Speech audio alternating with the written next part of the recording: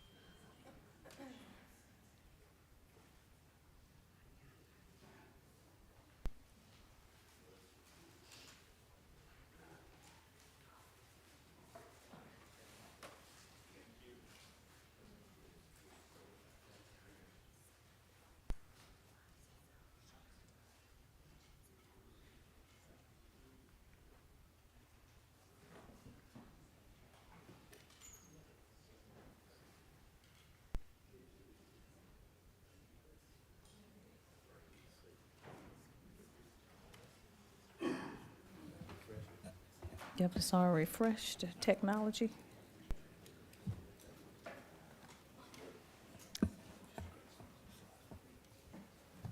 Alrighty.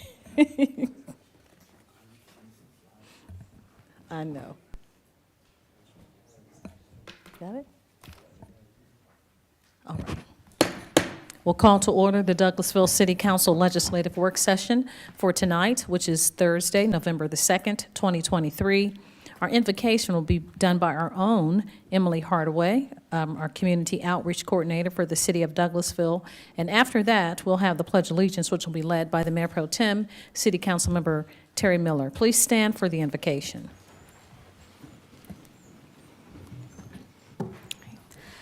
Let's pray. Lord, thank you for this day that you have given us. Thank you for this opportunity to gather together. As we enter into a period of Thanksgiving, we are thankful for all that you have given us. I ask that you be with our mayor and council this evening as they conduct city business. I pray you will grant them wisdom and discernment as they seek to make decisions for our city. Thank you for all the blessings you bestow upon us. In Jesus' name I pray, amen. Pledge allegiance to the flag of the United States of America and to the republic for which it stands, one nation, under God, indivisible, with liberty and justice for all.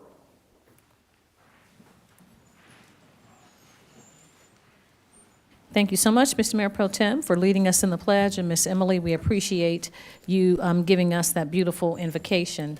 I'd like to welcome you to the Douglasville City Council Legislative Work Session. My name is Rochelle Robinson. I'm Mayor of the City of Douglasville.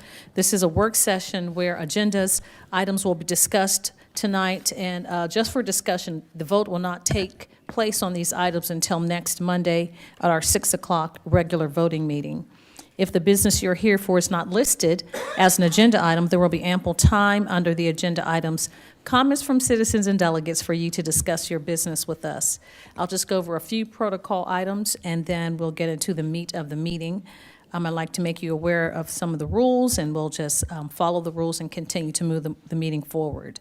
I'd ask that you please keep your comments and presentations on a professional level, dealing with the facts that are important for this governing body to make our decisions. We will not accept comments that are considered by the chair to be of a personal attack on any individual or group of individuals. You will receive a warning from the chair if you make that comment, if you cross a line and it's a personal attack. If you deviate from that requirement, a second deviation will result in you not continuing to speak, as we'll turn your microphone off. Only one person speaking at a time. Please do not applaud or react to speakers or speak from the audience, cheer, or carry on a conversation while you're at the microphone. I'll remind you that we're only required to accept public comments during the required public hearings.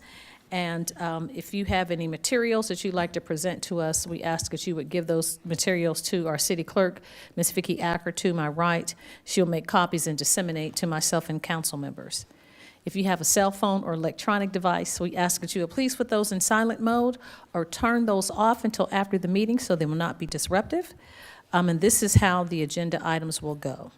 The committee chairperson will read the agenda item, then that person representing that agenda item or applicant will make his or her presentation. You'll come to the microphone, give us your name and address for the record, and do your presentation. Myself and council members will possibly ask clarifying questions to help us to make a determination for next Monday. After that, the committee chairperson will ask for comments or statements from the audience. There is a maximum of 20 minutes for those in favor of an item and 20 minutes for those in opposition, and each person has 5 minutes to speak.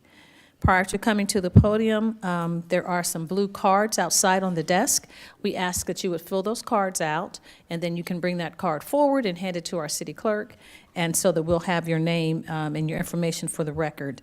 And again, when you come to the podium, give us your name and address for the record, and then you have 5 minutes to talk to us. Each person only has one opportunity, and this is not a question and answer format or debate as far as giving information from the citizens and delegates. We're just here to hear the information, deliberate, and make our decision, help us to make our decision on Monday. So that's a lot of information. Hopefully we're all on the same page.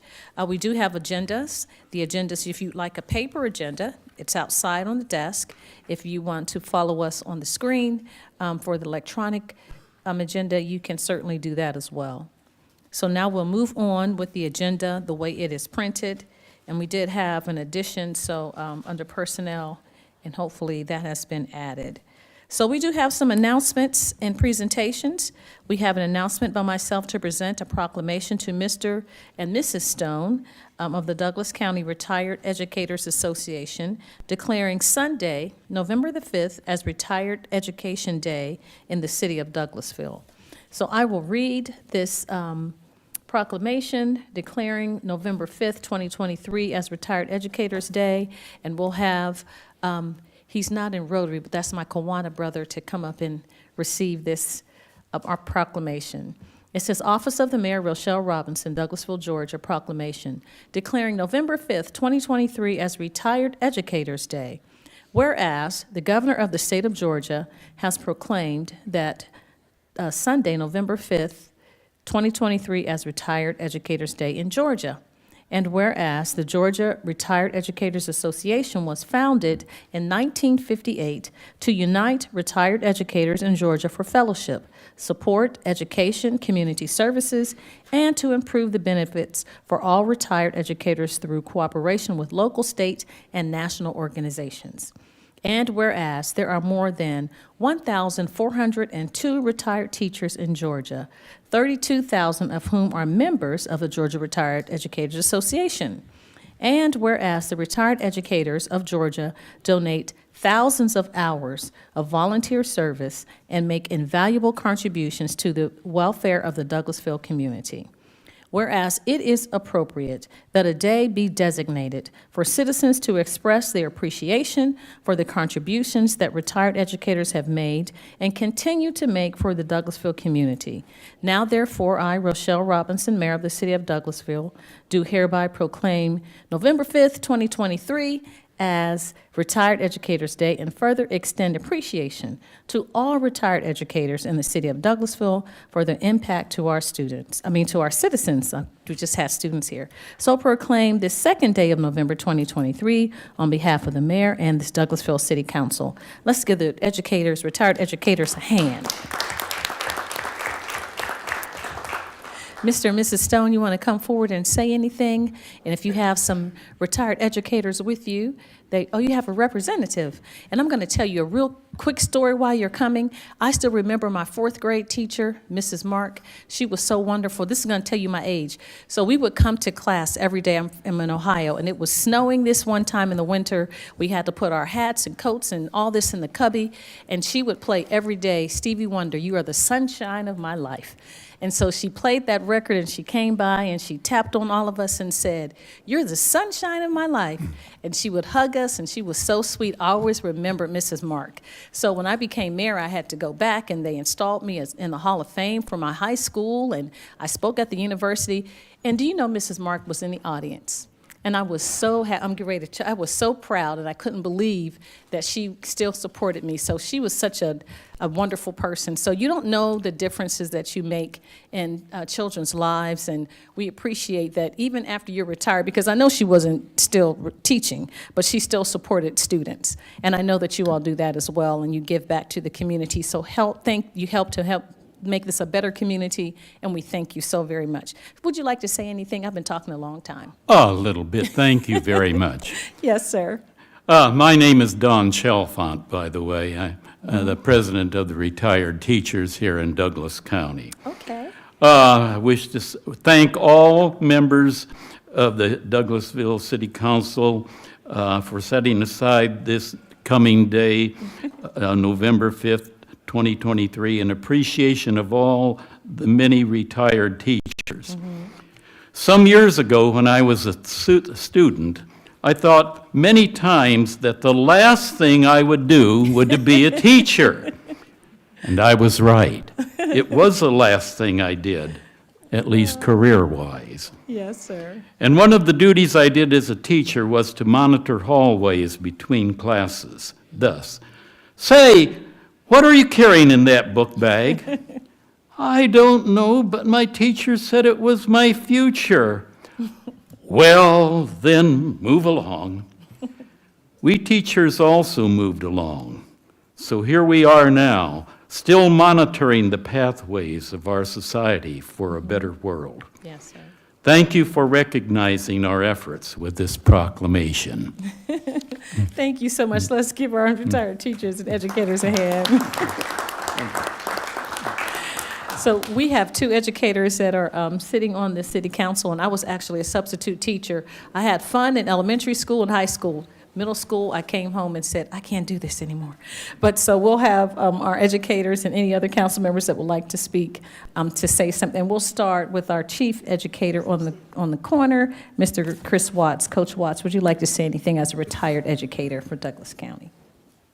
There's nothing like being retired. I'm going to tell you that right now. I enjoyed my 37 years, but I appreciate y'all.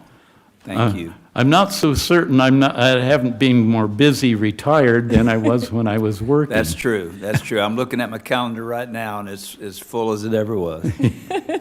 Thank you. Thank y'all. Appreciate it. Thank you. Coach. And we have someone who would bring those students and hand them to you with a bow on, Councilman Adams. He used to drive the school buses, so he had lots of patience. Councilman Adams, do you have anything?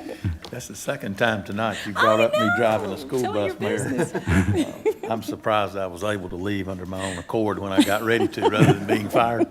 But again, we appreciate all that you all do. I know there's probably 150 years worth of experience standing there before us, if not more. We won't tell anyone's age or how long you taught, but we know you're greatly appreciated, and we just want you to know it once again. Thank you. Thank you. Oh, thank you. Mr. Mayor Pro Tem, you have two children to go through the school system in Douglas County, and your wife was an educator. And neither is in prison, so I'm very That's proud of right, that. that's right. And my wife was a lifelong College educator at the professor. University of West Georgia. I actually had the privilege of teaching a couple of design classes at West Georgia. And at that collegiate level, you'd think things are a little more laid back, but the stress and tension, my hat is off to you for what you had to work through, all those years. There's tremendous rewards and tremendous stress, but it's all worth it in the end. I know that. But thank you for what you've done. Thank you, Mr. Mayor Pro Tem. Dr. Bird-Donnelly, I'm going to let you go last because you have a PhD in education, so you can say what you want to say.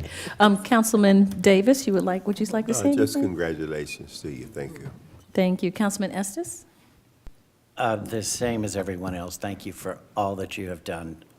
It's a very valuable job that you all do, and we really appreciate it. Thank you, Councilman Estes. Dr. Bird-Donnelly? Thank you, Madam Mayor. Yes, Thank you to all of you for paving the way for those of us that are still in education. I work with high school students, and I don't look at it like it's a job. It's really a passion and a ministry. So to see you still doing what you do, all of you are cloned. I see you everywhere, except for in our school every day. So anytime you want to come and teach again, you're welcome to. But congratulations, and thank you for what you do. And I know that I don't teach in a classroom, but I do work with our 5 high schools, and I know that at any given time, if I ever needed advice, I can call on any one of you. And thank you for what you do. Thank you. Congratulations. Thank you so much for what you all have done and all this 150 years of experience that you bring to the table. So we're going to give you another hand, and we'll have you take pictures. Yes, sir. So let's give them another hand. Thank you so much.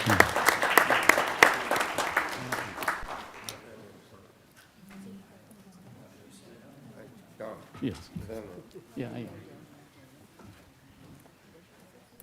Sure.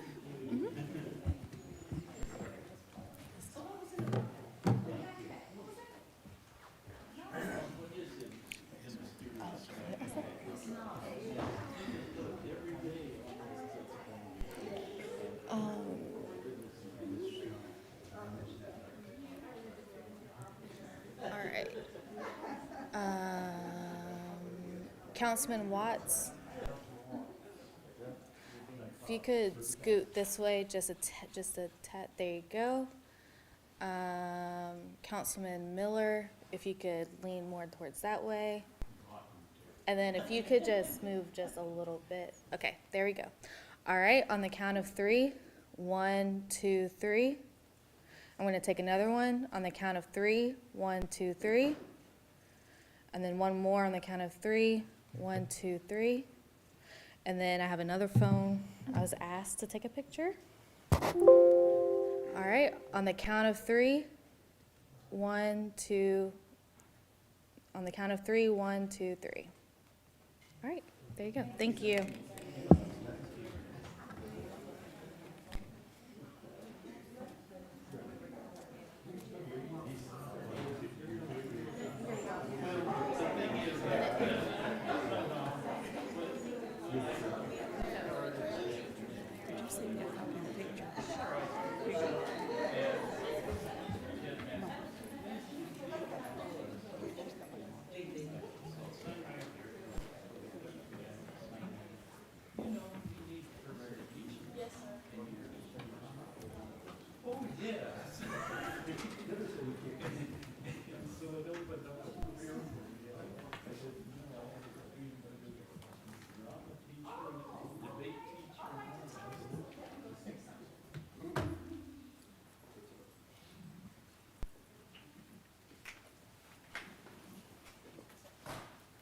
Mr. Stone want me to say that Mr. Charles Thomas was a Douglas County High School graduate, the Tiger, so he just want to make certain that we knew that you were in the audience.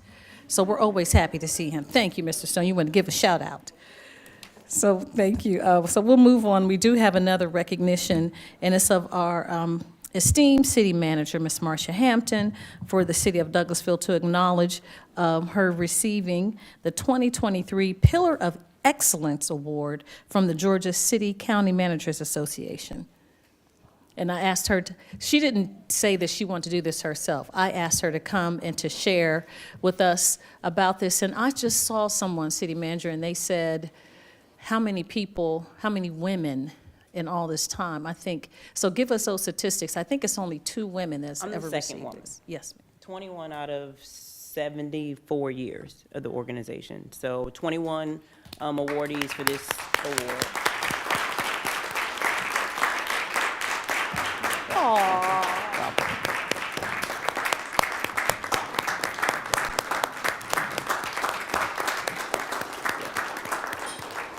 Well, Chelsea accused me when they gave it to me of putting my fingerprints all over it, so I didn't put my fingerprints on it this time.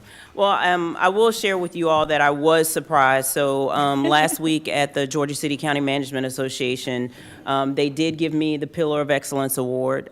Georgia City County Managers Association has been in existence for over 70 years, and they don't give out the Pillars of Excellence Award often. They just give it periodically when they feel as though there's someone who they deem is worthy of the award. So I am number 21, and I am the second female to receive it. If you look at the list, I think, Bill, there are a couple people who may not even be alive yet alive anymore on the list, and I know that there are several who are retired. So I did joke with them and say, you know, are you all trying to say something? Because I feel like I'm a little bit too young to receive the award as of yet. But it is a privilege to receive the award for several reasons. Again, this is amongst your peers. I think the mayor said earlier, as it states right now, there are 539 cities in the state of Georgia. Not all have a city manager, and there are 159 counties, and not all have a manager, and not all are a member of the association, but a great deal are. So it's an award that's selected by our peers. And just really to share a quick story, probably about 14, 15 years ago, and I'll ask Bill to come on up. Bill, come on up. Bill said to me, Bill encouraged me to join the association. Come on, Mr. Osborne. Come on. He encouraged me to join the association, and we were sitting there, and I was still a department head at the time. And he said, you're going to be president of this association one day. And I was like, okay, well, I don't know how that's going to be because, first of all, I think I'm the youngest person in this room by about 40 years, and this room is filled with older white males, and I know that they think I'm your secretary. They are not assuming that I am an employee of yours. And it just was the environment. There was nothing, the environment was extremely welcoming, but the environment did not look the way that I looked. And so Bill was correct. One day I did become president of the association, and one of the things that I've always tried to encourage to do was to make certain that the association was inclusive, and not just because inclusive through race or gender, but also with age. So I think that Chelsea can testify to the fact that when you walk into that association now is younger That association is active. That association is about what it means to be a professional in local government. I'm proud to say that I have hired the first executive director for the association. It didn't have one, so I was able to do that. So I am proud of the things that I've been able to do, not just for the association, but I can tell you every single time that I go out of town, I don't care what it's for, there is something that I've taken from those interactions, those relationships, and those meetings, and I have implemented here in Douglasville. And hopefully you all and the citizens and the community feel as though I have made this place better. And so that's always been my goal.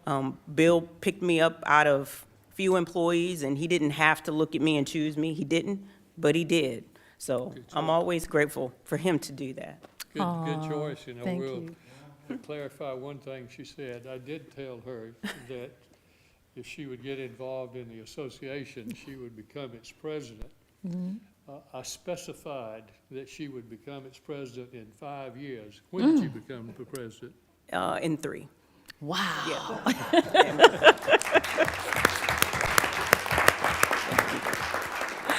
Now, City Manager, I'm just going to read, and former city, you were my city manager before, Mr. Osborne. So I'm going to read just a couple of these, and then we'll come around and take a photo with you. But we'll have council members, if they'd like to say anything, So the criteria says champion professional local government and management, demonstrates sustainability, a commitment to personal and professional development through training and education, mentors, coaches, counsels, peers, new managers, prospective managers, and colleagues, demonstrates a commitment to innovation and professional local government, exemplifies the tenets of ethics during trying times, difficulty, or hardships in cities and counties. Professional local government management helps local governments professionally through provision of promoting training, provides valuable assistance to managers to enable implementation of more than innovative programs. But the one that is most impressive to me in all these things, it says exemplifies high ethical standards, which are in harmony with the spirit of ICMA and their code of ethics. So thank you, City Manager, for being who you are all the time and being professional and staying with the city of Douglasville and representing us so well. We're so very proud of you, and we thank you for just being who you are and making Douglasville one of the best cities in the country, I'll say. So thank you so much for that, and we appreciate you. I'll open the floor. Anyone want to say? Yes, sir, Councilman Adams. He was I don't eager, mind, so- I don't mind going first here. Okay, Madam yes, Mayor, sir. Let me tell you. I'll call you Marcia at the moment, Marcia, if that's okay, Yeah. Madam City Manager. I know that I've been involved 12 years in our city, and I was there when, came in when Mr. Bill Osborne was our city manager and brought you on as the first assistant city manager, and now I think we have, takes 3 or 4 to run it. But regardless of that, you have exemplified the most professionalism and the most fair attitude of anyone I've ever worked around. And I just want you to know how much I appreciate you personally. But I know that the city is in good hands because of what Mr.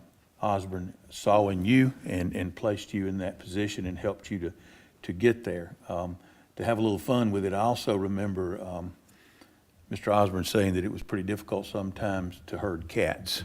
And that was one of the major jobs that you had. And I think he was referring to these cats. And so she has done a tremendous job in keeping us out of trouble, making us look good, helping us not to make mistakes. And I just want you to know how much I appreciate it. You've not done it alone, I know. And I know there's a room full of staff here that are to be commended also. And I'm just thankful that our city is in your hands. Thank you so much. Thank you so much, Councilman Adams. Mayor Pro Tem? I'm Thank you, going to Madam play Mayor. volleyball. My story is that Marcia's heard this 1,000 times, and she and I came into the city at the same time, around 2005, was it? I think it was. A little came earlier before. than that, Mayor Pro 4, Tem. maybe. You were the Main Street manager, Yeah, we come and sit in your office. then the Jurassic A little period. earlier than that. And I was on the Downtown Development Authority. Absolutely. And I've never been quite as good a prognosticator as Bill Osborne, but I knew that you were going places. I couldn't have predicted exactly where, but I could see that, that fire in your eyes. and that passion you had for the city, and it was definitely going to make this a better place for everyone. Thank you so much. Thank you so much, Mr. Mayor Pro Tem. Councilman Watts? Yes, ma'am. Whenever I have a conversation about what I do as a city councilman, I'm always telling folks about our city manager I've worked with a lot of people that have a firm grasp on a lot of different subjects, but I've never worked with someone that had as firm a grasp on as many subjects. It doesn't matter what we're talking about, what's on the agenda. You were right there herding cats, as Councilman Adams said. And I tell people that we got the best city manager in the state, and Marcia Hampton's the smartest person I know. So that's how I feel about you. Oh, thank you, Coach. Dr. Bird Danley? Well, Ms. Hampton, this is definitely an honor for you to receive this, and with your humility, you're not always looking for stuff, and that's what makes you so great. I just want to say thank you for being who you are, and as always, remind you, remember to take care of you, and remember your family. But most of all, remember God, and I know you'll do that. Congratulations. Yes, ma'am. Thank you, Councilmember Bird Danley. Councilman, you're welcome. Councilman Davis? Yes, thank you, Ms. Hampton. Ms. Hampton and I have been together for a long time, and I called her when I went to HBC training down in Bainbridge, Georgia, and they did not have me a room. And she told me to go to the next state, which was Florida. I went to Florida and got a room at the Holiday Inn. I really appreciate it. And I never forget when I came in that little cubby hole, and I said, I got to get you out of this cubby hole. And I went and talked with Bill, and Bill made it happen. So she remember. I remember. Thank you. Thank you, Councilman Davis. Councilman Estes? Thank you, Madam Mayor. You're welcome. I don't want to extend your embarrassment standing up there too much, but as like the new kid on this block up here, I had a lot to learn when I started on council almost 4 years ago. And I would not have learned it as quickly or as well without your guidance. You have been invaluable to me in figuring out how to serve in this role. I will never be able to thank you. I am so proud that this city has you as our manager. I mean, as everybody has said, you are by far the best in the business. I think beyond the state of Georgia. So I'm just so grateful for everything you have done for me personally and for everything you have done for all of us and for the citizens. We are incredibly lucky to have you. Oh, thank you so much, Councilman Estes. And I'll finish, Ms. Hampton, and then we can come around and take a picture. And as everyone said, I don't want to embarrass you very much, but I am going to embarrass you a little bit to say that you are a wonderful person outside of being a city manager. And as Mayor Pro Tem said, in 2002, when I was on city council, you're one of the first ones that we brought in, and as a Main Street manager, and so you've been here for a very long time, but you keep it fresh. You know, because of innovation, and one of those tenets that they said, and the embarrassing part is that you're the same all the time, a person of integrity. Your family, you see it in your mother, you see it in your sisters, your children. It's just across the board, and we are so blessed and fortunate to have you in the city of Douglasville. Everywhere I go, they're trying to steal you away, and I'm like, you can't have my city manager. But you don't embarrass us. You support the council. You don't say no. You say, but it's a no. Really, it is a no sometimes, but you figure out how to do the things that we like to do that helps the city to move forward. And so thank you for having the patience with us as well. Yeah. And that's all I wanted to say. Let's give city manager a hand, and then we're going to come and take some photos. Mayor, I just want to add one thing, and because I would be remiss, and Councilman Adams reminded me, I'll be quick, just to thank you all as a body and every single elected official I've worked for, and just to say that for anyone who, you know, whether it's a City of Douglasville employee or anyone, when you want to do this job and you want to serve, you better understand that you cannot serve by yourself. Every single thing that I have done, every single thing that I hope to be able to do, I understand that I can't do it without the people that surround me. And really, it's the thing that drives me when I look at what is left to do and how to make you all better as legislators and create a path for staff to grow, because I do understand that the employees who work here, this is a career, this is a labor of love and how they feed their families. And I just want to be able to create a space that they can do that exists beyond me, and to make certain that you all are better, so those of you who are continuing to serve and those who serve after you have a place that you all can be proud of. So I do thank you for giving me the opportunity to do that. Thank you.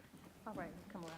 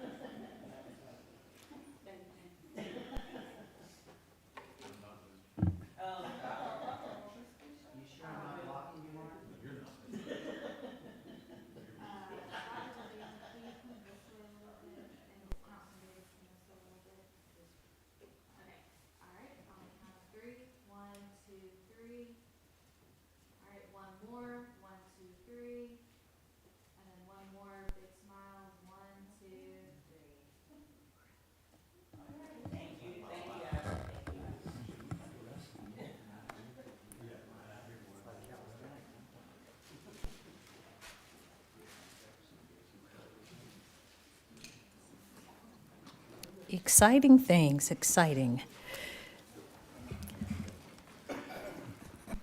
Okay, so we'll move on to continue with presentations and announcements. This is very exciting, and it just, again, it shows the commitment to the city and the citizens as we serve and provide services, that we have a recognition of the Parks and Recreation Department for being selected as a finalist for the National Gold Medal Award. And so our Parks Director, Mr. Chris Bass, is going to talk. I know, it's exciting. He's going to talk to us about this.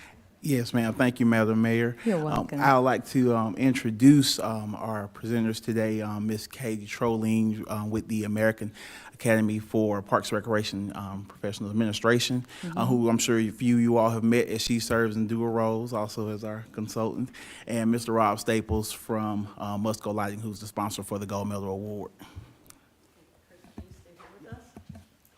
Welcome. Good evening. Good evening. Thank you, Mayor and City Council.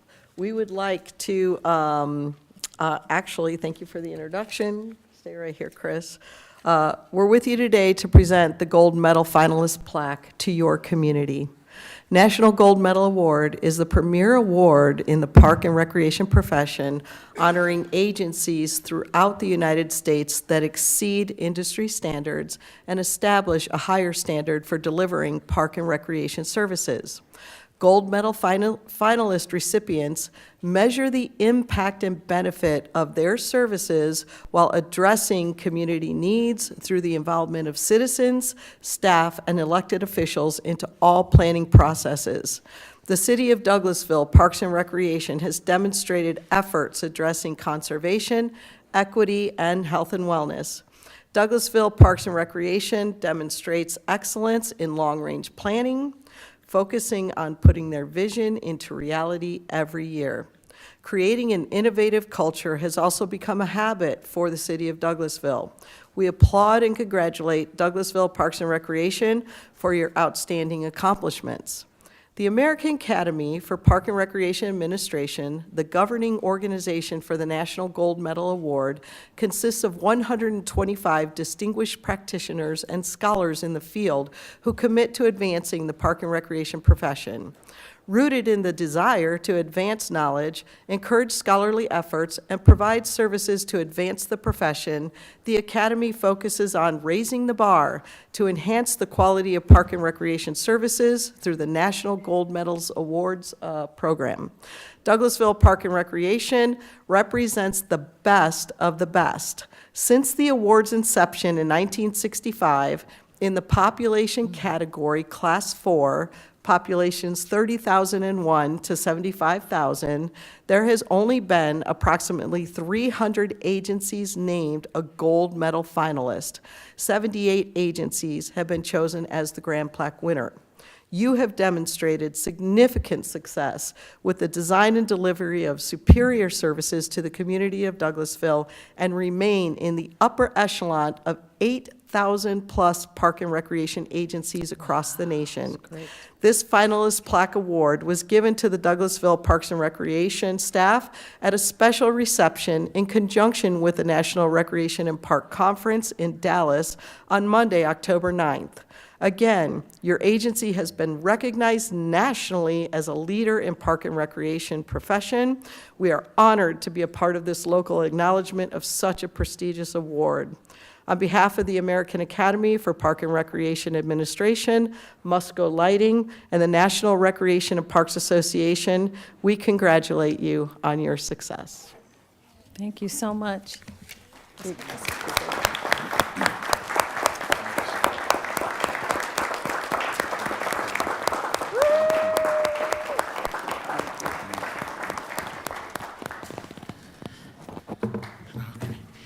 All right, let's sit this here. All right, Mayor Robinson, I just have a few notes. Yes, sir. Just a few notes. It is an honor for us to be recognized in this fashion. As I shared before, we could not do this without the support of this body. We do not have to ask for those things that a lot of different communities have to ask for. You all come to us with those innovative ideas. So we are so appreciative of this elected body. The community who's gotten behind us, here recently we've received that $75,000 grant through community support, so we appreciate that. But I'd be remiss if I did not mention the team that makes up the Parks and Recreation Department. You all see me a lot, but there is truly a team of subject matter experts that make this department move forward and that bring awards like this to fruition. Just to mention a few, in addition to the Gold Medal Award, several of our employees were recognized at the national conference, one being Jemiah Flagg for receiving the Diversity Scholarship through NRPA, Ms. Tamara Velasco, who also received the Young Professional Fellowship, Ms. Shahara Thrasher, who received the American Academy for Parks and Recreation Administration externship. And outside of those awards, here in the past few months, Mr. Matt Sanders and Christopher Cartwright were recognized and supported, recognized us through PGA by going and playing in local tournaments. So it's a great team. They make my job easy, and I could not do what I do without them. So I just want to tell the team of Parks and Recreation, thank you for all their support. Thank you so much, Mr. Bass. And Director. I don't know if your chairman wants to say anything. Coach Watts. I would, I heard someone recently talk about the city needing to move forward, and I would argue that the city is moving forward, and we have fantastic folks working for the city of Douglasville, and Parks and Recreation is just a class operation led by Chris, and I love to watch them work and accomplish things, and so it's just been great being a part of that. Yes. So thank you, Chris, and thank you, staff. Too many to name. I know you've got some here tonight, but we've got some great folks working for us. Thank you. We do. Vice Chair, Councilman Davis, you want to say anything? Thanks to Chris, we talk a lot, and I've been seeing it coming together for a long time, and I really appreciate you stepping up and taking that role in director, because once you stepped up, it was on. Thank you. That's true. Councilman Estes. Just congrats again. It's amazing what this department is doing. It's beyond words what you guys have accomplished, and you're still going. I mean, we're already working on the next master plan for the next 10 years. So it's exciting to even start to imagine where we will be over the next 10 years. Thank you for everything you do. Thank you, Councilman Estes. Dr. Burdanley? Thank you, Madam Mayor. You're welcome. Thank you, Mr. Bass, for doing all that you do. I often wonder, when do you find time to sleep? Because you're always working, and from your maintenance staff to the staff that work inside the reception area, it's just the flow from your character. The friendliness and the professionalism is amazing. Thank you so much. Thank you, Councilmember Burdanley. Mr. Mayor Pro Tem? Thank you, Madam Mayor. Chris, thank you so much for all you've done. I will never tire of us having this much time before our legislative meetings to talk about all the awards we're winning, because the city is doing such a great job, and we're really firing on all the cylinders right now. And you just another example of what we've been doing so well, and you represent the city so perfectly. Thank you so much, sir. Thank you. Councilman Adams? Thank you, Madam Mayor. You're welcome. Mr. Bass, I just want to personally thank you for all that you've brought with you as far as experience and drive and energy in the last few years that you've been head of the department. I think it's amazing that when you look at our Parks and Rec department, I don't know how it compares in a lot of the categories that you all have been involved with, but when you also look at the new town green that is about to come under your purview, and you already have a public golf course that you are also managing with help of staff, great staff in all those positions. I think that speaks volumes of us moving forward, as Coach Watts has mentioned, because I don't think there's a lot of cities around that have that widespread a program, not including everything else that is, I won't call it vanilla, but it's the norm. And I think that speaks volumes for your staff and for all involved to be able to pull that off. Thank you all. Thank you, Councilman Adams. And lastly, I would say to thank Mr. Bass, Director Bass, for being who you are, as well as we said about the city manager, and that integrity of doing what's right when no one's looking, that it is exemplified and it shows in the outcome of your product. So I remember when we were contemplating on, for me to appoint you and have you come and be ratified by the council, you were sharing with me, but coming from Columbus and not having accessibility to parks, readily accessibility to parks, and how it made a difference in your life. And that has been your passion to motivate and drive you so that others can grow up and have parks that are near to them in their communities. So you have done that. Well done for doing that in our community. And I want to thank the Academy for being so kind to come out and personally present to us. We really appreciate your time that you've given to make us feel special and to let us know, let the council and the community know how important this event and this award is, of being a finalist. In Dallas, I opted not to go to Washington, D.C., to go to Dallas and support our parks director and the team. And I felt like I was at the Academy Awards. It was wonderful. You all did a great job. So thank you so much. And thank you to the parks team that was so gracious and welcomed me when I was there with you. I wasn't part of the parks team that every day they'd get in there and do those things, but I didn't feel like I was a fish out of water. So thank you so much, Director Bass. We'll give you another hand, and then we'll come around and take photos. And please come and take pictures with us, the Academy, National Academy.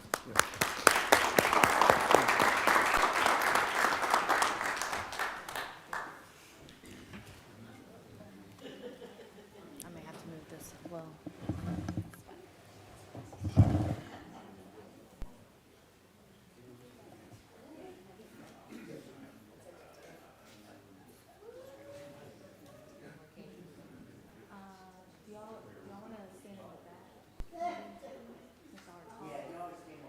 They're really tall, so I'm gonna have them kind of stand in the back.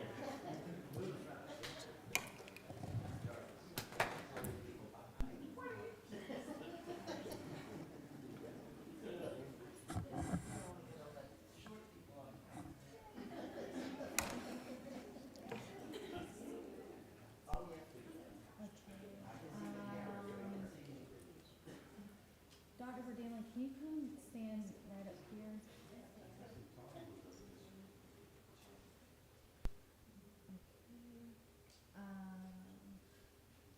Mayor Pro Tem, can you move this way a little bit? Well, that's the right there. And then, Charles, if you can move this way a little bit. All right, on the count of 3, 1, 2, 3. 1, 2, 3. And then on the count of 3, 1, 2, 3. And then one more big smiles, 1, 2, 3. All right, thank you.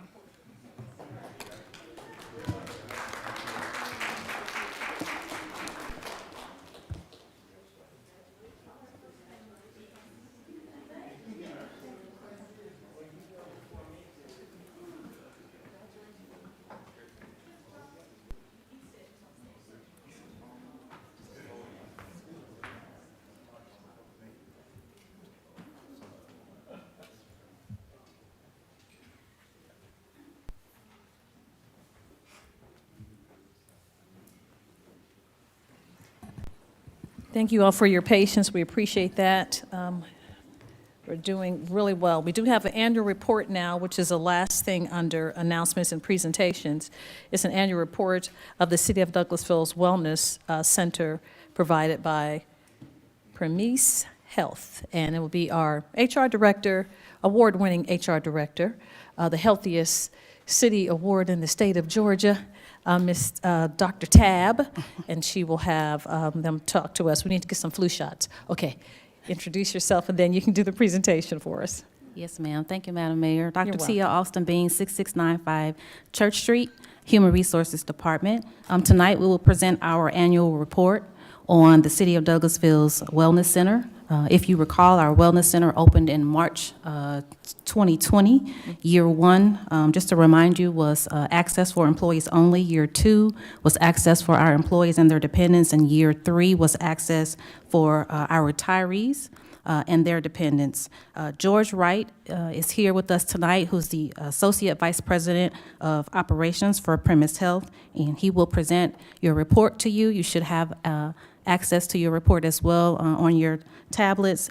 He's going to report on our status of the Wellness Center, utilization, and our employee surveys. And also here with us tonight is Joe Tomorrow, Director of Client Operations for our on-site center. So I will turn it over to George at this time. Thank you, Tia. Thank you, Mayor. Thank you, Council, Thank you. for the opportunity here. As Tia said, we want to share some data with you. There's a lot of numbers on these slides. Certainly don't want to bore you. But as we go through, if you have questions, happy to entertain those. And I'm going to see if I can make these slides move forward. Okay. So this first slide of data is 3 columns. First on the left, summarizing the financial details.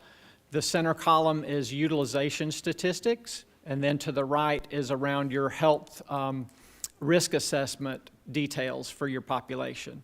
So, and we will get in deeper detail in other slides around this. So I'm going to move forward. So this slide breaks down your total cost of operations. So you can see there for this past period, which is from May 1st through April 30 of 23. Total cost of operating the health center was $272,000 and a little change. Averages out to about $22,680 per month. Okay, a couple of things to point out here. So you'll see there below that the health center cost for a visit is a little bit more than the market cost from the community. Couple of reasons for that. We've got opportunity for utilization, and we'll look at some of the utilization statistics with that. So if you think of this as, we've got some educators here, so if you think of this as a math equation, the numerator is that total cost, and the denominator is the total visits. So the more visits we have, the more we dilute that cost. And so we've got that opportunity to drive some more utilization and lower that overall average cost. But there's a positive side too as well, and I'll get to that as we move through. You see the breakdown here, the overall cost there per visit, but over to the right side, you can also see the savings that your members have. So when they utilize the health center, they avoid the copay that they would have if they go to a community provider. They avoid the copay for the medication that is dispensed through the health center. So your members, your employees, retirees, and dependents who utilize the health center, they saved almost $25,000 by doing that. So in essence, you're providing that additional benefit to your population to use the health center on site. Okay. This is basically the same information, a little bit less detail, but it is exactly the same as the prior. And then same thing for this slide, so I'm just going to move through those. This breaks down your monthly cost. You can see there's some variability month to month, just depends on supplies that are ordered, payroll cycles, some things like that. And we review these statistics on a monthly basis with Tia and her team as well.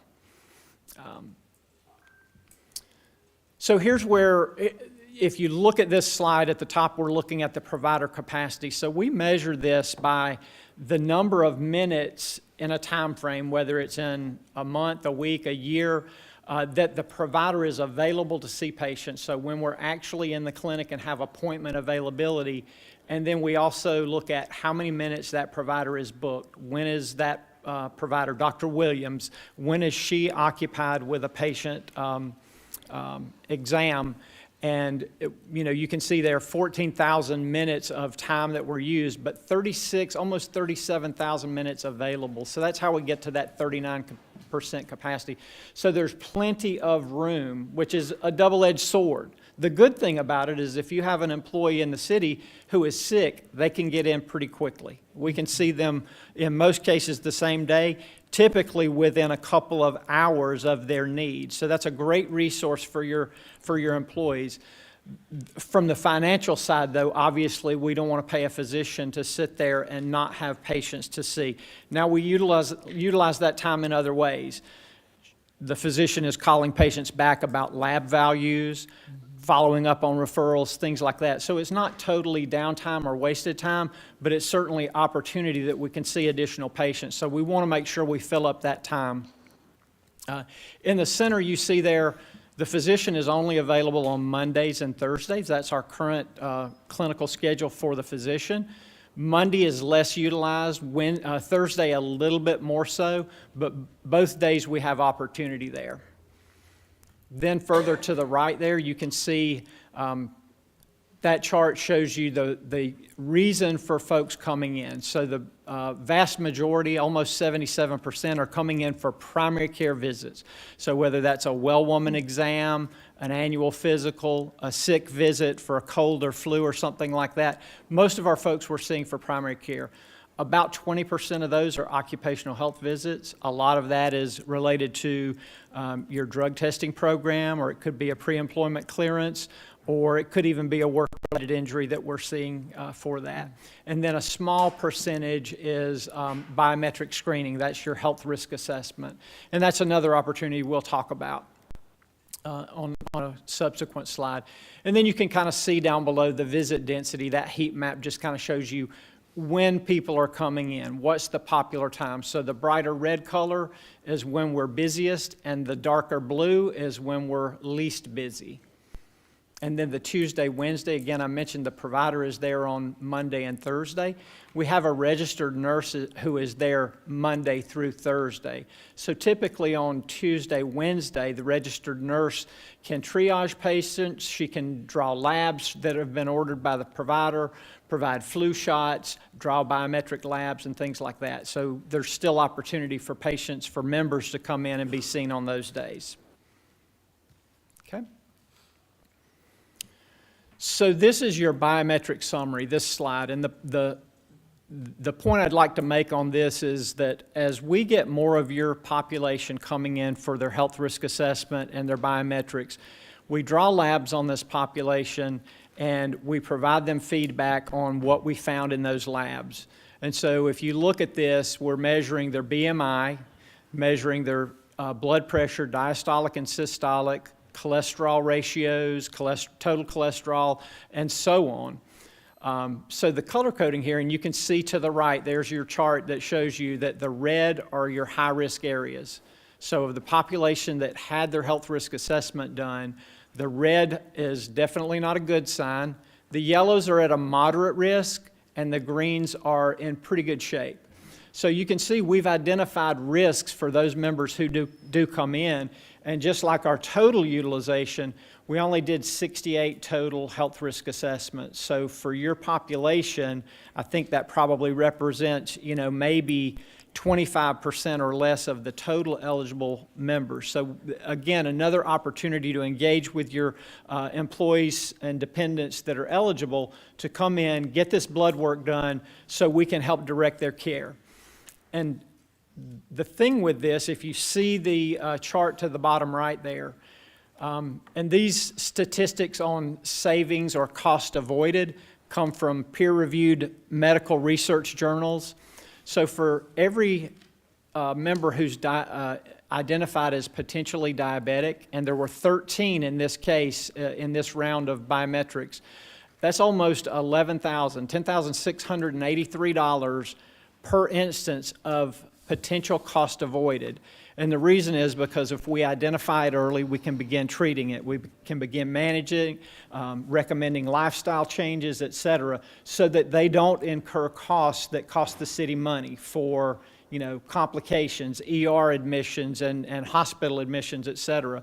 So potential cost avoided just on diabetes was almost $139,000.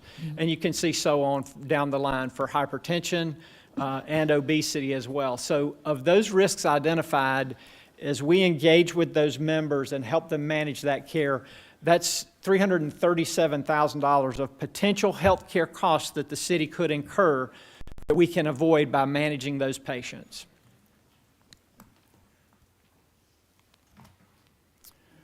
So the next slide here, it looks very similar, but what we're doing here is comparing how we're moving the needle on folks who have been in prior visits and their biometric data. So you'll see the top chart shows an FV, which is a first value, and an LV is a last value. So we're comparing the first time that we did this to the most recent time we did this, and the change that we've seen since then, from intervening, counseling, education, providing medications as necessary, et cetera. And you can see all of those that are trending in the green as improved, except the very first one, BMI. And this is not just for City of Douglasville, this is every client that I sit in front of. BMI is, it's who we are as a country. It's who we are as a society, unfortunately. But it's certainly still an opportunity, and we do counsel your employees, your dependents, when they come in with these health risks. We go through a process of assessing their readiness to make a change. Most people know they're overweight. Most people know they don't need to smoke. They know these things, but they're not quite ready. And so we talk to them, in a way that we understand, are you ready to talk about this? Are you ready to make a change? You can't force this on folks. So there's a technique to it, and we train our staff to do this. And so we want to move the needle. And you can see from this, for those folks who have had multiple visits, we are improving their numbers. It's getting better for them. So this chart just shows you of the folks that we've seen, what kind of diagnoses do we see, what type of medications have we dispensed, and what type of labs have we done. Well, it really just depends on who we see and for what reason, okay? So I'll start with the chart on the left there. You can see the green colored, those are chronic conditions. Those are the conditions that cost the city money on your health plan, and they're the conditions that cause issues with disability and lost productivity and all of those things. So it's a good thing that we're seeing those folks in the health center so we can help manage them, help them improve those outcomes. But there's also, of course, the acute injuries, a low back pain or an allergic rhinitis, seasonal allergies, those kinds of things. So you can see we're seeing a combination of those, but the majority of them are for chronic conditions. The center column, that should typically match the diagnoses because we're going to prescribe and dispense medications based on what we see. So you see medications in there for hypertension. You see a couple, I don't know if I see anything for cholesterol's in there. So we're addressing those chronic conditions as well as some, things for the seasonal allergies and that kind of thing. And you can see there, 350 medications were dispensed at an average cost of $13.45 and 19 cents per day of therapy. So they're getting, generic first-tier medications through the health center, again, saving the member money and saving your health plan money. The labs on the right column there, again, that HRA column, that number you'll see for HRA is higher than what we saw before because some members we may have come back and will repeat their labs if something is out of line. They may want to say, hey, I want to see if I can improve this, and they come back. So that's what you're seeing there is why that number doesn't match. And, again, total cost of labs about $4,400, still a good value on those. So I'll move on to this. This is an extremely positive slide here. So again, while we have low utilization, and it's a great opportunity for us to improve, the positive thing is that those folks that do use it, 93% would recommend it. So if you're familiar with a Net Promoter Score, and I think most people in the world are today, that's basically saying if you use this service, would you recommend it to a friend, a family member, a coworker, or whoever? And that's on a scale of all the way to a negative 100 up to a positive 100. So when you're sitting at an 82, that's a pretty strongly positive Net Promoter Score. So the folks who use it are loving it. We just need to get more folks in and engaged with the health center. And then this last page just kind of shows you a breakdown of what did you spend the money on to operate the health center. So whether it's equipment, the labs, the staffing, the management fee for premise, that's our profit, et cetera. So that's just kind of the breakdown of where the money went. And if you look at it, it's not on here, but I think on one of the previous slides, your cost of operating the health center went up by 2.6% year over year. If you look at the trending in the world for healthcare, it's double-digit inflation. So your costs were much lower than what they are typically in the community. And I'm going to pause there and ask if there are any questions or anything else I can go back and clarify.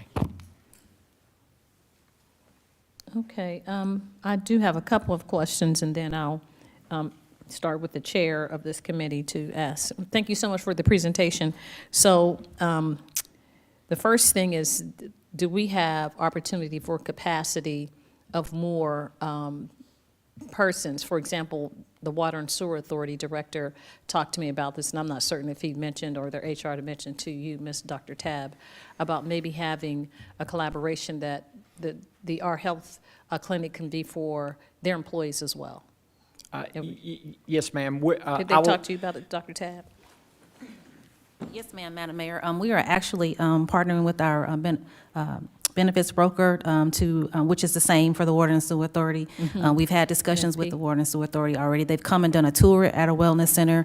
And so we expect by mid-December that we will have some information to bring back to the city manager's office and to mayor, and subsequently at the right time to you all about a cost-sharing model. We do have interest, and so what we're doing is working with those HR folks over there, looking at what their covered lives are, and then drilling down to a proposed model to bring to the city manager's office first for review of that. So they did express that, and we have been in talks with them, so we hope to have something to you all soon to be able to look at.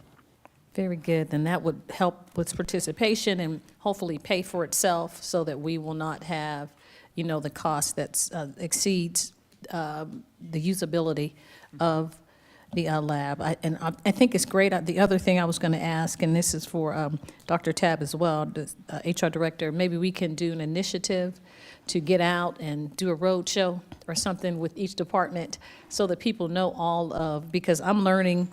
It seems like it's ever growing, more services that are provided for us or that we have access to that I didn't realize, like prescriptions or, and we're pretty healthy. We're the healthiest employer for the state of Georgia. But if we have, yoga with the police department and ADP and fresh foods and all of that, we may not have as many sick people because we're doing so well trying to keep everyone healthy. But maybe go on Yes, the ma'am. road and kind of show And do a each drive. department, or have a, Sure.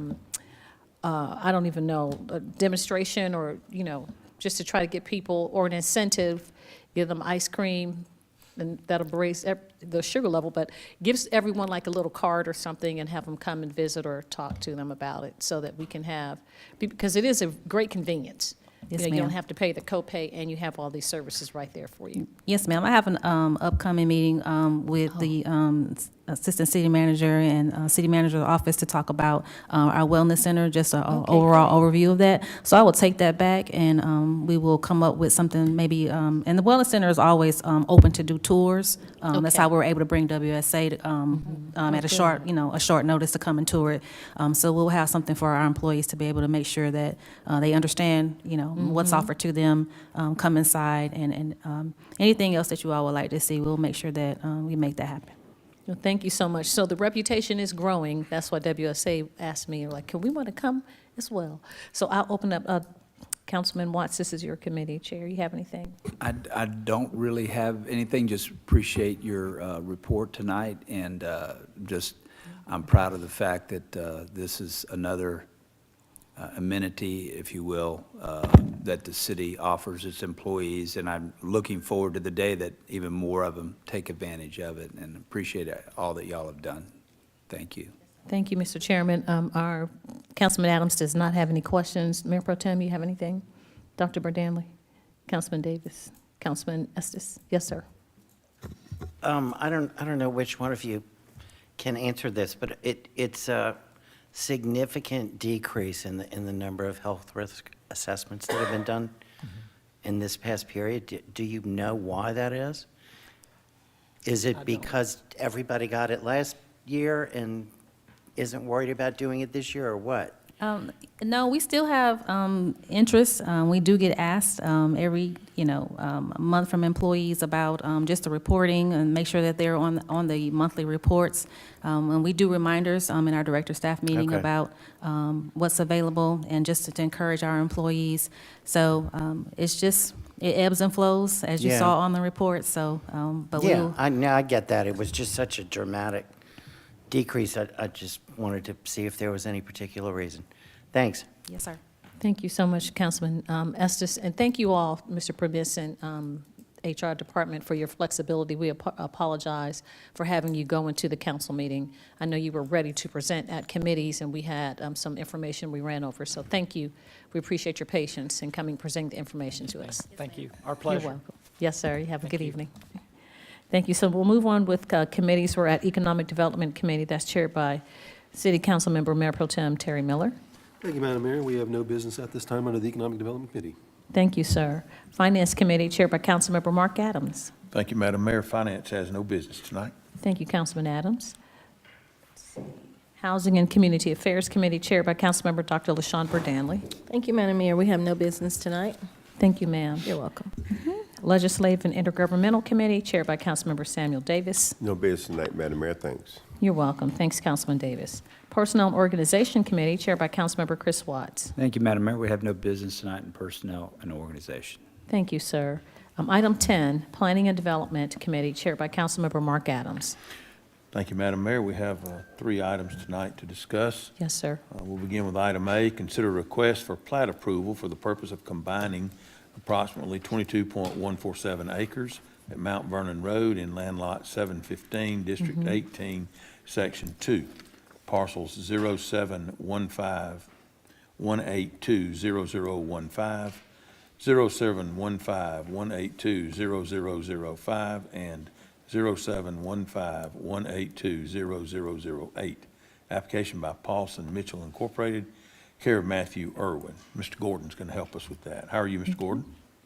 Good evening, Mayor and Council. I'm James Gordon of 6701 Church Street Engineering Department. This plat is to combine 3 separate parcels into one larger, over 22-acre parcel.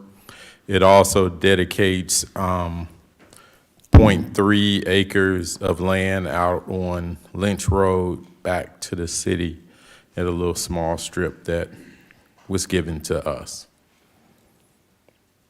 Thank you, Mr. Gordon. This is the site of what business that is operating there now?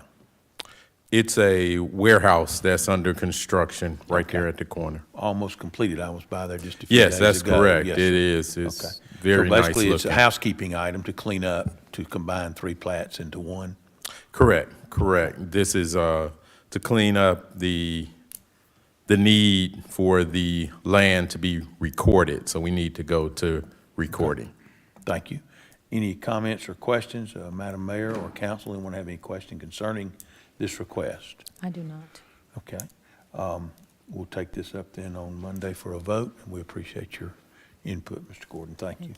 Thank you. Move on to item B, consider whether to accept the petition of Karen Singh to annex .82 acres of land located at 11941 Veterans Memorial Highway, land lot 744, District 18, Section 2. Parcel ID is 074418-20013, Douglas County, Georgia, into the city limits of the city of Douglasville. Ms. Marissa Jackson is going to help us with that. Hello, Ms. Jackson. Hello, good evening. Marissa Jackson, Planning and Zoning Administrator, 6701 Church Street. The applicant, Mr. Singh, has reached out to us, and he intends to request an annexation. The site is located at the intersection of Veterans Memorial and Dodson Drive, and staff is requesting clearance to receive and process the annexation application as we've done in the past. Okay. This is the location, for those of you all that are familiar with the area, I rode today to find it, to make sure I knew what we were talking about tonight and what's being considered. This is the corner of Dodson and what I would have always called Bankhead Highway, now Veterans Memorial, where the Burgers Market was for many years. Councilman Davis has a lot of history in that general area growing up, which he may want to share with us. But this is just for us to give authorization for it to go through the process, for us to start the process. Is that right, Ms. Jackson? Yes, sir. Okay. I'll open the floor to any comment from mayor or council as to any reason why we would or would not want to move it forward. Anyone? Yes, Madam Mayor. Thank you so much, Mr. Chairman and Ms. Jackson. I was driving trying to find it as well. Is it near Stoddard's? Right next door, there's an old car wash building, I think, between them. Okay. So I it's on thought the that was it. corner of Veterans Memorial and Dodson Drive. Okay, Burgers okay. Market, I had it sell right flowers, there. Oh, pine yes, sir. straw, things Yes, of that sir. nature now. The old Tiger Den. The old Tiger's Den and Jitney Jr. All right. That's correct. Anyone else? Okay. Thank you, Ms. Jackson. We'll take this up on Monday. Thank you. One more item. Refer to the Planning Commission an amendment to Section 7.15 of the Unified Development Ordinance to allow for disposal of removed illegal signs. Our city attorney, Ms. Miranda Jordan, is going to help us with that. Ms. Jordan? Good evening, Councilman Adams, Mayor and Council. So earlier this year, last month specifically, city staff presented to the mayor and council regarding the storage and disposal of removed illegal signs under the enforcement section of Article 7 of the Unified Development Ordinance. And it was determined by the consensus of the mayor and council that the city should only store removed illegal signs for a period of 10 days before those signs would be disposed of and unable to be returned to their owners. The owners would have that 10-day period to come and claim their signs. So this will need to be referred to the Planning Commission if mayor and council wish to move this item forward for their consideration as a text amendment, and then it would be back before mayor and council in December for a vote. Okay, thank you, Ms. Jordan. I'll open the floor for any additional comments or discussion. I know that the wording of this already shows that there was consensus between all of us, and Coach Watts has his hand up to make a statement. Go ahead, Coach. Hi, my question is, how long after a sign is taken up before the candidate's notified? Is it the same day, or is it a couple days, or if it's taken up? I mean, I don't know what zoning, when they do that, and I just was wondering about the period of time. Sure. So under the current enforcement section of the sign ordinance, there's actually no requirement for notice if the sign is placed illegally. So the sign is just taken up without notice to the owner of the sign. It would be up to the owner of the sign to track that down. If the mayor and council desired to put language in there to that effect, that they would have to be given notice, then I can work on that as an addition to this before Monday's meeting. But under the current ordinance, that's not required. If I might interject, Coach, I think this would require the candidate or their team then to be more involved to make sure that they review the location of where those have been placed and know themselves that they're missing. Right, and I do believe at this time that as a courtesy, the Community Development Department has been notifying the candidates that their signs have been removed. But this would also not only just apply to candidate signs, but to all signs that are placed illegally within the city limits. Comments, questions, anyone else? All right, I was going to ask that we place this on the consent agenda, but since we need to have more information concerning a time period, as Coach has requested, I will not do that. Is that possible, Ms. Jordan, for us to interject language before Monday so that we could have some information for the public as to how much time they have, or do we want to go forward without it? Comment? Did you have something, Mr. Estes? Go ahead. Yeah, I mean, I don't want to put too much of a burden on staff, but I do think it might be helpful for staff to have, you know, a timeframe to send an email or something to a candidate, because it could prevent accusations after the fact that things were removed without anybody being notified and their signs were thrown away. I can just see issues, you know, in the future from candidates or businesses or whatever. So I think it makes sense, unless staff has an issue with, to me, it makes sense to have that in there, that there is a time frame for notification. The only. Or attempt at Right. notification. It doesn't have to, you know, we called or we emailed on X date notifying. The only issue that I could see with that is that election signs might be treated with a little bit more deference than other signs where we might not easily be able to identify the owner of the sign quickly Well, enough to notify them. Maybe if there is some way to word that, where, you know, if possible, to contact an owner or, yeah, there's some that you'll never know. I don't want to set staff up to get a bunch of complaints from a disgruntled candidate or anyone else whose sign is removed and claims they weren't notified. Do you want language in there that just covers the fact that it doesn't maybe necessarily put in a time frame, but it just addresses the fact that you will be notified of signs being picked up after a certain amount of time? Because, I mean, we do, with election season, we actually notify them fairly early. It's just part of our practice. It's just not codified in the code. Well, then, if it's already being done, is it necessary to codify it? It's not necessary. We can put it at a staff level for like standard operating procedures and not necessarily have it in an ordinance. I We think can do it that way. makes sense. We can do it that way. Just to protect staff again. We can do it that way. Okay, thank you. Then I'm fine with moving forward on Monday. Yeah, Madam Mayor, may I make a comment as well? And it's only for individuals that are in the city election race, of course, right? These would be signs in general in the city. So if a county candidate, Wow. yeah.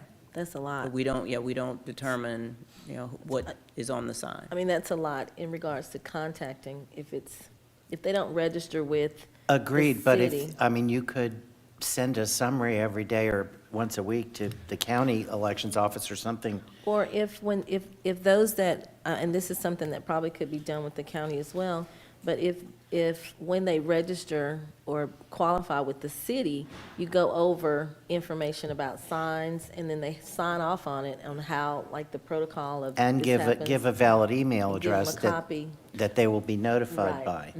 We do send the email to the or the information to the election superintendent about sign placement in the city. What we can do is just have the clerk's office reach out to the county to get a contact list of all the candidates that are running for county election. I know we have some now, but we can make that a part of our And practice. for the state and national, we don't need to worry about those, but, Right.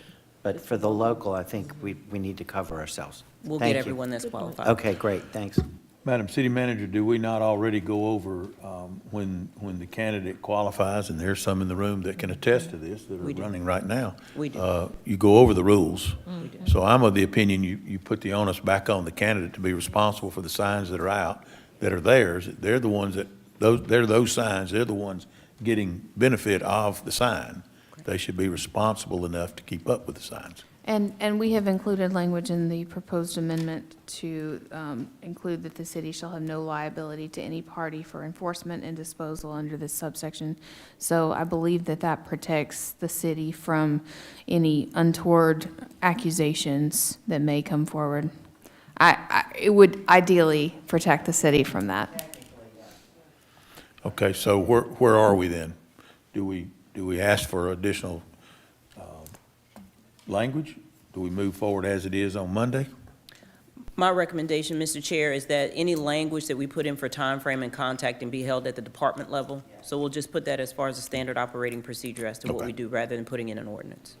With that being said, then, would it be appropriate to place this on the consent agenda? Yes.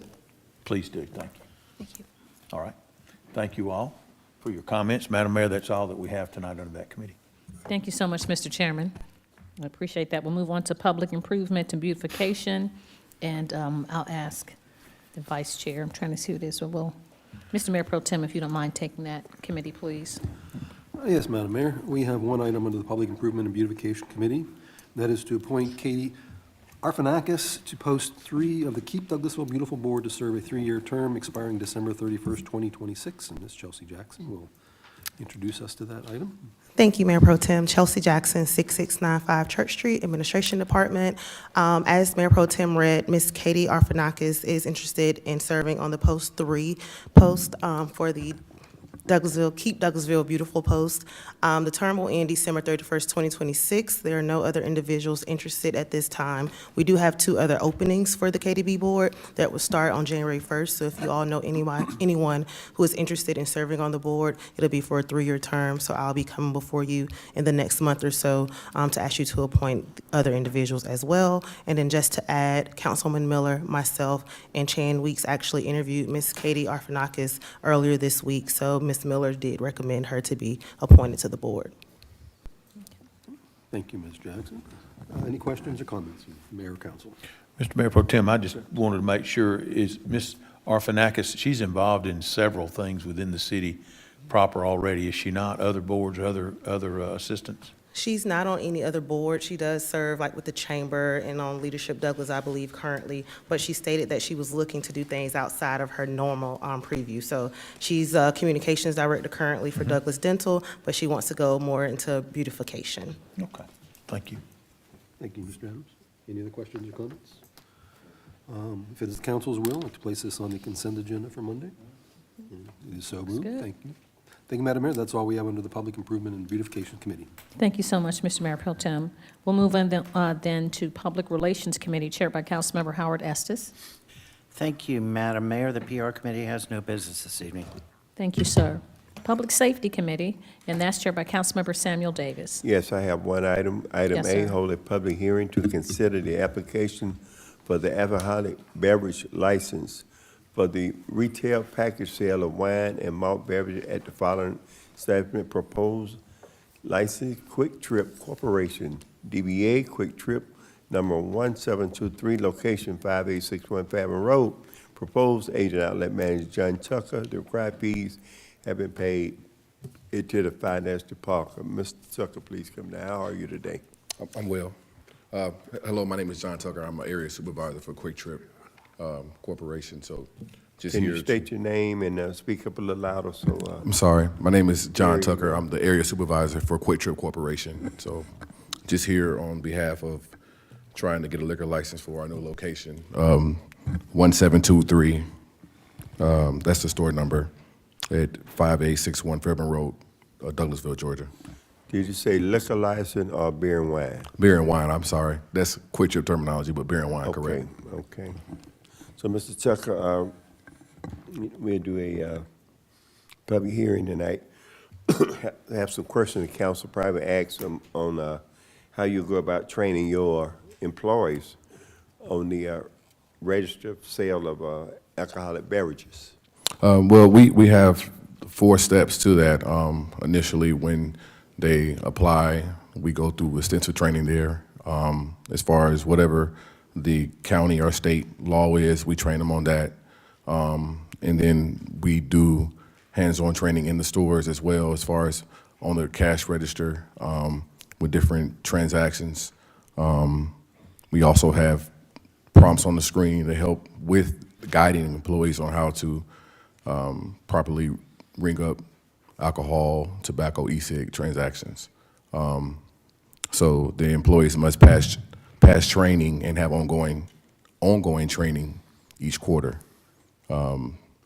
We have different employees that train our employees on how to properly ring alcohol and tobacco and e-cig product. Okay, now we hear from the mayor, starting with the Madam Mayor. Thank you so much, Mr. Chairman. I don't have any questions. I think you've answered everything. Did you answer how your employees are trained? Yes, so again, just from a training standpoint, we have a particular trainer that actually trains them. And then it's ongoing training within the store, once a quarter, whether it be roll balling it, whether it be updating any policies or procedures.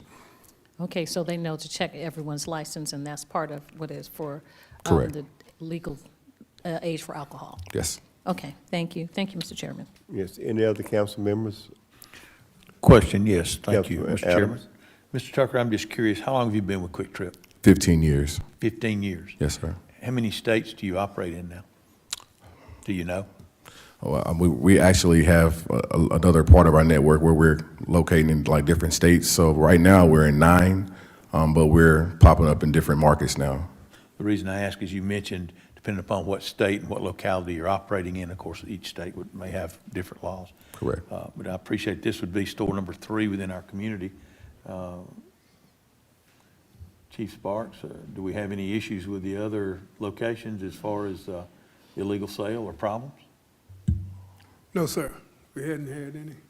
Thank you. Appreciate you, Mr. Tucker. Thank you, Mr. Chairman. Anyone else? Mr. Tucker, I'm sure you're familiar with the, what time the last call at night for sales. You have all that in your package, I believe. Well, it really all depends on the county, because I supervise like 20 stores. Some are 11:45, some are 11:30, some are 1, and some are 2. But we update that policy for all our employees to be able to locate that for whatever county or city that we have a Quick Trip in. So they're able to go and directly find that information. That's what I want to hear. Okay, at this time, we're going to open up the floor to have a public hearing on this item. And they have 5 minutes to speak against and 5 minutes to speak for this item. So at the time, I'm gonna open it up to hear from anyone that want to speak against this item. Okay, I see no takers. I'm gonna open it up for 5 minutes for those who speak for this. Like I see no takers, I'm gonna close the public hearing. And if it's the council will, I'd like to put this item, Quick Trip, on the consent agenda. They've been a good student here in our city, and we can't? we can't. Okay, so we'll come back on Monday. Yes, sir. Thank you. That's all I have, Thank thank you. you. Thank you Thank so you. much, Mr. Chairman. Thank you, sir. Thank you. We'll move on then to Recreation, Culture, and Tourism Committee. That's chaired by Councilmember Chris Watts. Thank you, Madam Mayor. You're welcome. We have several items tonight. Mhm. Item A, authorize the mayor to sign an agreement with JBS Paving LLC for the paving and concrete project at the West Pines Golf Course Maintenance Building located at 9090 Rhodes Avenue at a cost of $63,000. And Mr. Thompson will handle this item. Sorry. Oh, I'm sorry, I didn't, I just read, No, you're didn't look fine. up, I'm sorry. Alicia Mann, Project Manager, 6701 Church Street. What you have in front of you is an agreement with JBS Paving to do the asphalt and concrete at the West Pines Maintenance Center. It'll include them redoing the asphalt driveway coming from Country Club Drive over to the front of the newly renovated building out there. Also, it includes a concrete pad that'll go to the right of the building for the purpose of personnel and staff to park as well as to drive their equipment into the maintenance building. If you have any questions, I'm here to answer. Thank you. Anyone? Yes, sir, Mr. That's the Davis. maintenance building behind the high school? Correct. Okay. I was down there the other day. Thank you. Any other questions? All right, thank you. I'm going to ask to place this on the consent agenda for Monday. All right. I got a feeling, okay. Item B, authorize the mayor to sign change order 5 with Reeves Young LLC for the Jesse Davis Park renovation for the purpose of including an exercise room and the football field lighting in the amount of $302,345.56. And Mr. Thompson will handle this one. Go ahead, Mr. Thompson. All right, good evening, Madam Mayor and Council. Marcus Thompson, City Engineer, 6701 Church Street, Douglasville, Georgia, 30134. All right, so the change order before you this evening is basically a request by city staff. It reflects revisions to a proposed meeting room for the new gymnasium at the Jesse Davis Park. It basically transitions the space into a light fitness exercise area. The change order includes athletic flooring and wall glass only. And also included is the furnishing and an installment of the Musco sport lighting system, retrofitting the existing lighting infrastructure at the football field, which was not included in the original scope. Are there any questions or concerns? The lighting for the football field was not included in the original? Not? No, sir. Okay. Wow. All right. How'd I miss that Who one? missed that?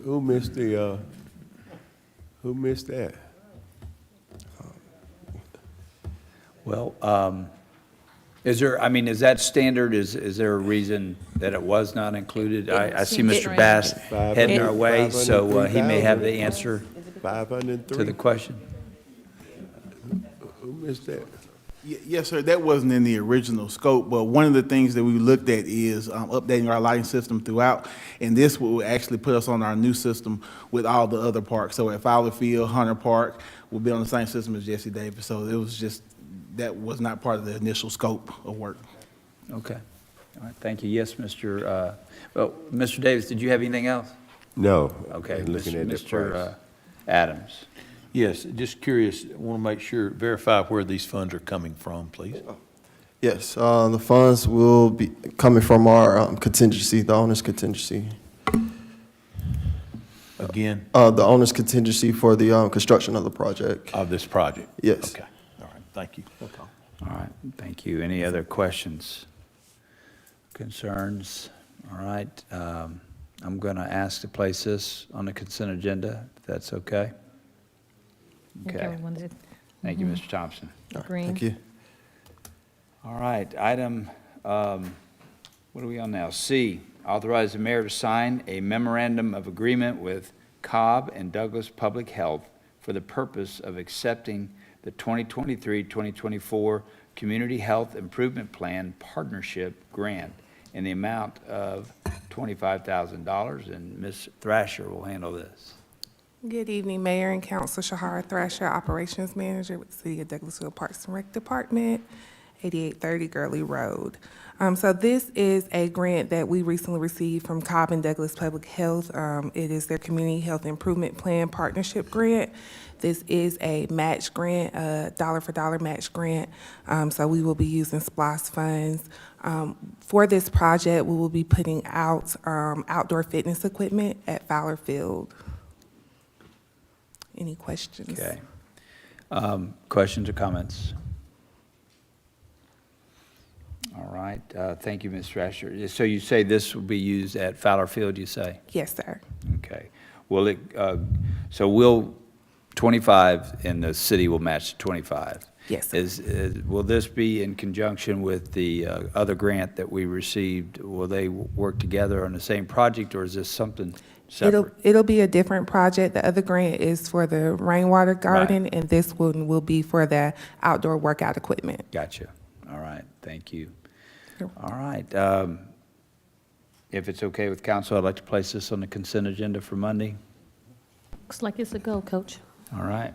Thank you. Thank you, Thank Mr. you. Thrasher.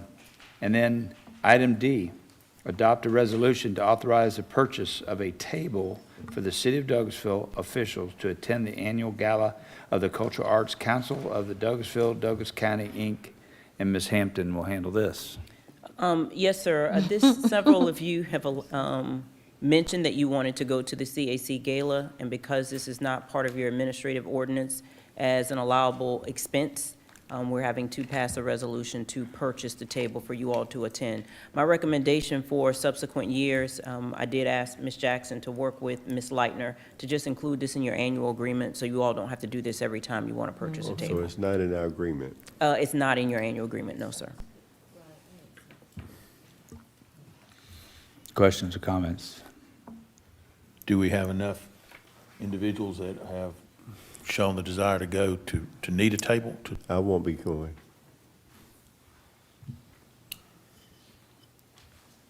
Obviously, we have a need for a certain amount of individuals to Yeah, be there. even if we do one, we'd have to change the language to say purchase certain number of tickets, so it may just work better just to say a table. Sure. And we can fill it with staff members.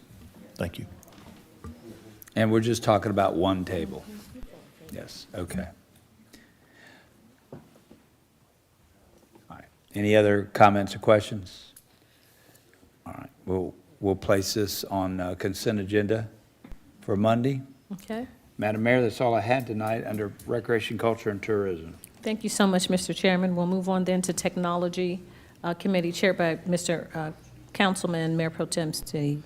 Thank you, Madam Mayor. We have no business under the Technology Committee at this time. Thank you, sir. Transportation Committee chaired by Councilmember Dr. LaShawn Verdanley. Thank you, Madam Mayor. No business tonight. Thank you, ma'am. Other business, do we have any other business to come before council tonight from the elected officials? I had a couple of things. I know we didn't have another meeting, so we must have doubled up because we had those extra time where we didn't have a meeting in between. City Manager, is this for the council about the panel, the new requirement from Mr. Kidd at Douglas County voter registration? Or is it? Apparently, there have been panels before, but this is the first time I know that Ms. Vicky he's reached out to Ms. Vicky, but I know that there's some people who've said they've served on the panel. So Okay. we just sent you all the information because it hadn't been a regular request, just so that you all are aware. Okay, thank you so much. Stranger Things, we're having our annual celebration of that this weekend, and so I've received a few messages and a couple of phone calls and text messages about it. They saw something that was advertised, and so you all were gracious enough to provide a map and tell me all the events that's going on. And Miss Chelsea, I don't know if she's going to have her skates on again, but the roller rink is at O'Neill Plaza, and the arcades, and there'll still be all the eateries downtown. We have about 6 that are participating. Dreamy Sweets, Fabiano's, High Noon Eatery, Hudson's Hickory Barbecue, Tito's Lounge, and food trucks. And selfie spots is going to be really exciting, and then it culminates at our amphitheater area in the town green. And so I'm not certain if anyone's going to talk about all that, but I just wanted to give a brief overview.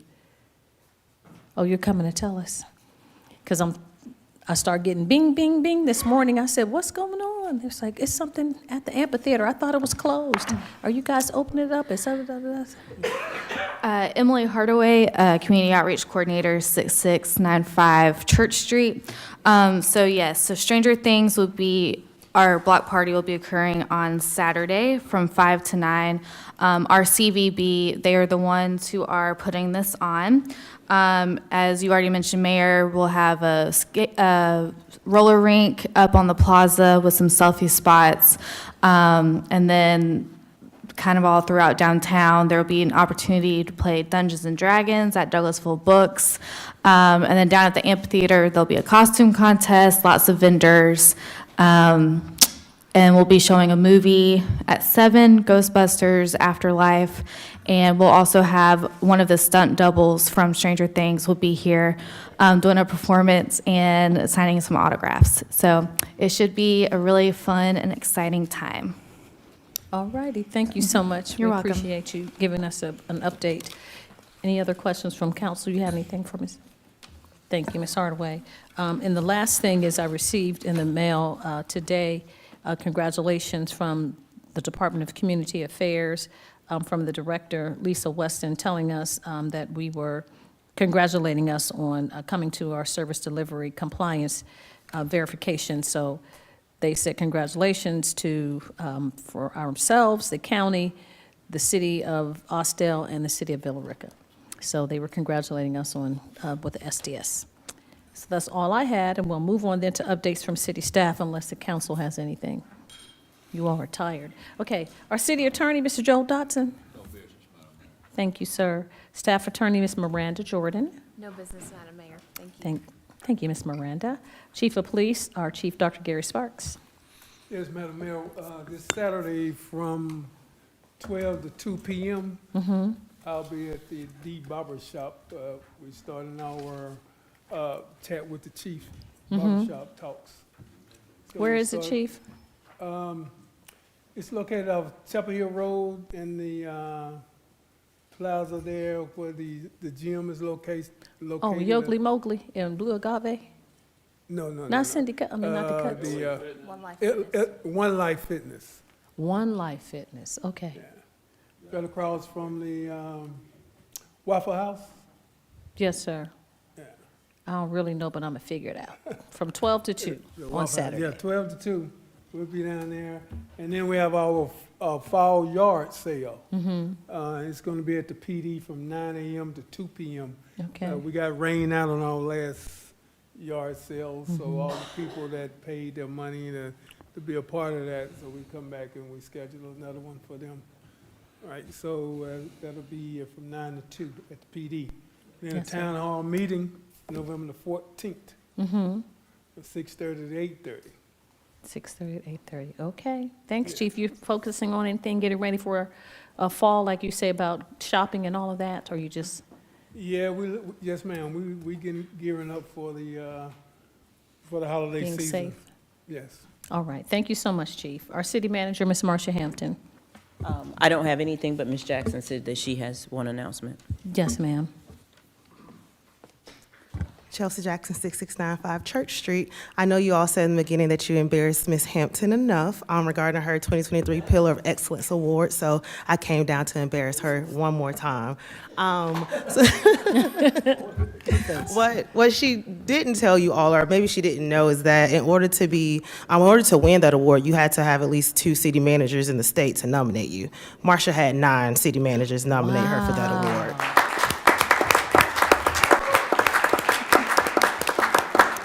From Union City to Canton to Bainbridge, they were calling me saying, hey, we want to endorse her, we want to nominate her. So to have at least 9 or so of your peers nominate you for a great award, that's very commendable. Also, we have a special presentation video for Ms. Hampton, so I would like to invite Mayor and Council to come around and sit in the audience so we can play the video for her. Look at her face, look at the face. What you call gotcha. Chief, no comments after this video, because I've seen it. Just saying. Oh, yes.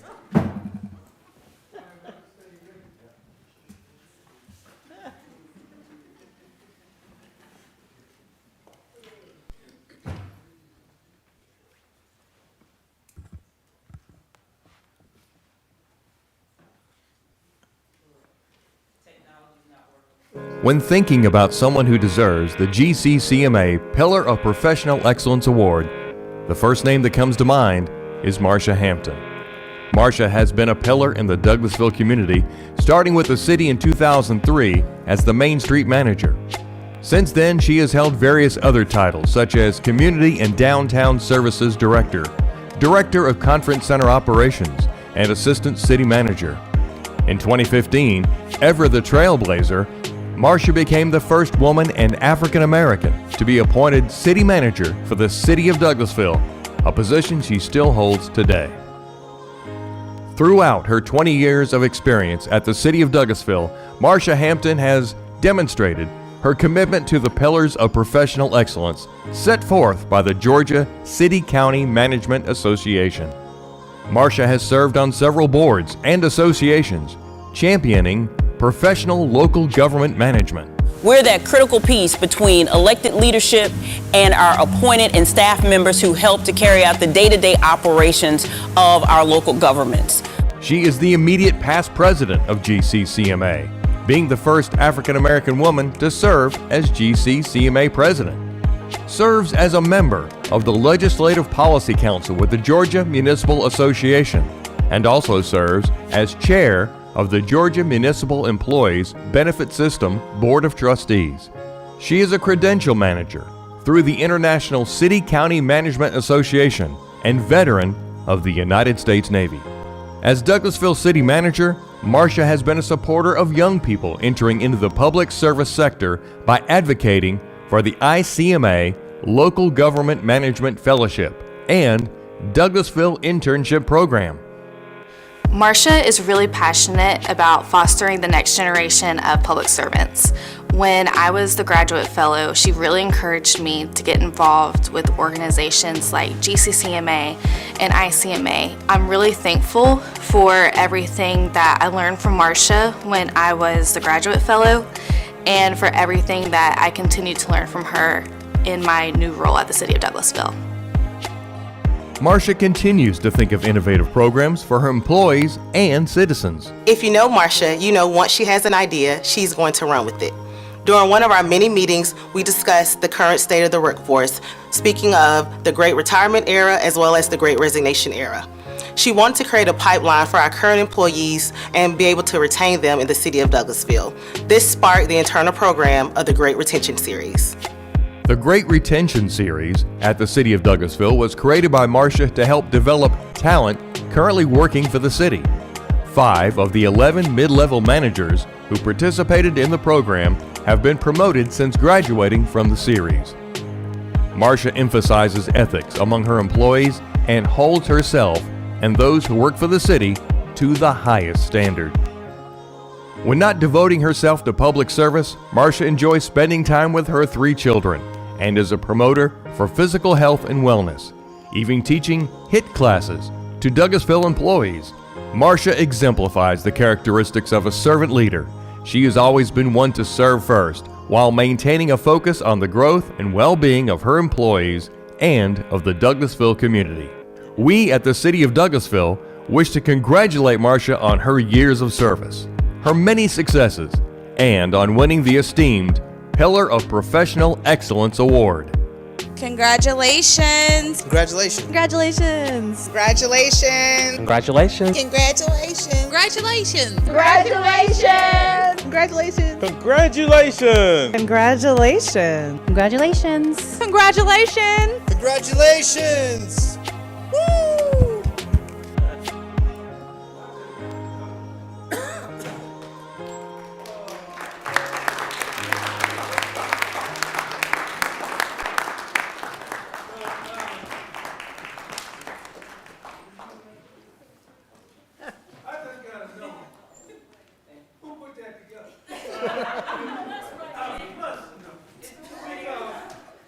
What they did not do, they didn't come and talk to people that's been here longer. Shit.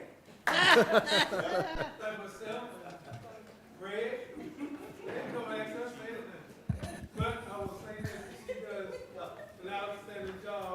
You know, I've been here, I don't know how long I've been here, 30 some odd years, as the old people say. And Greg's been here a long time. And I remember when she came to Douglasville, me too. the city of Douglasville, and moved and started moving on up. So that's why I was asking, who put this together? They didn't ask me. I'm gonna do an investigation. I know. Chief, I'm not going anywhere, Chief. I'm not going We told anywhere. the people Thank who you, could though. keep a secret. Chief, I we know told the that's people right. to keep a secret. Yeah, I would keep a secret. But anyway, outstanding, congratulations. I sit down. Thank Say you, my Chief. piece. I had the same question because they had some mayors there for their people, and I wasn't even told. I didn't know. So we just leave it alone. But anyway, But you know, congratulations. they say I can't keep a secret, but I work in secrecy. I know, that's right. How they gonna say that? What's up with that? And what? You know, I got investigations going on. Come on now. I'm former CIA. I can just keep a was- secret. But just anyway, we'll saying. keep it on. Yeah, another video coming soon. Thank you so much. Thank you, City Manager's Department. So we'll move on to comments from citizens and delegates. If you sustained our lengthy meeting, we don't typically have meetings this long, but if you have sustained the meeting and you'd like to have any comments for myself and council members, we invite you to come to the podium. You have 5 minutes to talk to us about any business that is germane to the city of Douglasville. So please come forward, give us your name and address, and you can talk to myself and council members. No, everyone's just here to support. It's good to see you again, Mr. Osborne. Good to see you. Thank you for the foundation that you put into Ms. Hampton, those seeds of faith. We appreciate that. Oh, we have a, yes, ma'am.